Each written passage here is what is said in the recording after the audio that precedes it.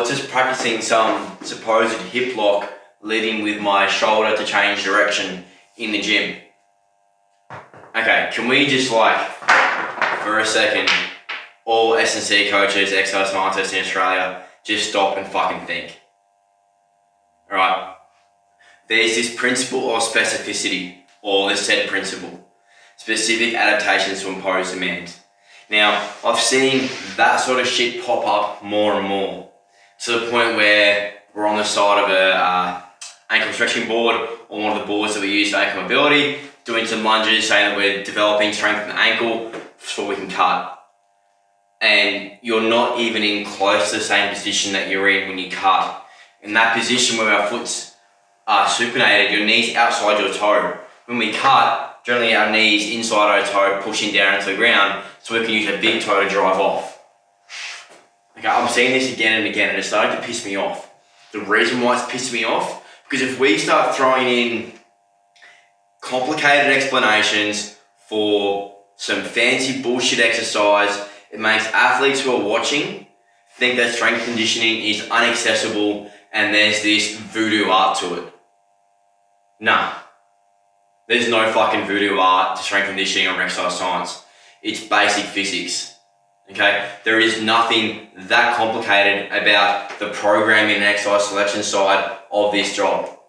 The most complicated part comes from understanding who our athletes are, what they do, what drives them, and where they want to be. That's the hard part.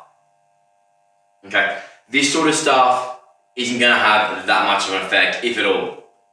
Do you know what's going to have an effect on your performance and make you a quicker, faster, stronger, more resilient athlete? Getting strong in the gym is the first bit. If you haven't got the ability to exhibit force or strength, which is overcoming external forces, then you haven't got the right to use, as we can see in this video just here, a 20 kilo barbell going to some dog shit hip lock. Alright? We develop strength under a bar or kettlebells or dumbbells. Okay? From there, we can transfer that to power, speed, power, and accelerated strength.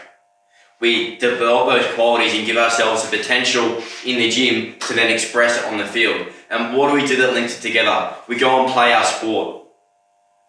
We don't try and mimic the sport in the gym. This is to facilitate the potential so that athletes can get better on the field. This is to reduce injury. Because what is the greatest reducer of injuries that we've got at our hands? It's strength training. So let's get strong. That takes me to another point. Why are you trying to replicate forces in the gym that replicate sprinting? We know, and pretty much everyone in the S&C world knows, that we cannot replicate forces from sprinting in the gym. So why are we trying? There is no substitute for sprinting in high speed meters. Get your athletes on the field sprinting. Then play around with contextual constraints, environmental constraints, task-based constraints to get certain outcomes. Don't try and add in some funky bullshit exercise in the gym that says you got to lead with your shoulder first or get some internal rotation, or as that dog shit go out of people say, you get some reverse motion or some reverse technology happening when you snatch. No. Okay? Let's simplify this shit. Occam's razor. Long story short, what that says, the most complicated problems require the simplest solution. Simple doesn't mean easy. It's a long process. This is one of the things I love about weightlifting, right? People try and come up with all these shortcuts to get better at weightlifting. You know what works in weightlifting? Consistency, dedication, and progress. Nothing else matters. If you know someone who does this sort of stuff, share the video around. This should be one rant from me. Probably a little bit funnier. I've tried to be a little harder, but I got a little bit serious there. Okay? Hope you've enjoyed it, guys. Let me know if you've got any thoughts on this, or if you can justify these movements beyond reasonable doubt. Let's hear it. I want to learn.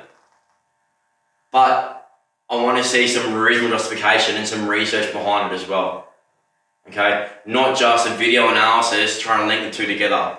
Alright? Let's bring some forward thought to this and some critical thinking, not just this looks cool, this is going to get me Instagram followers. Thanks for watching, guys.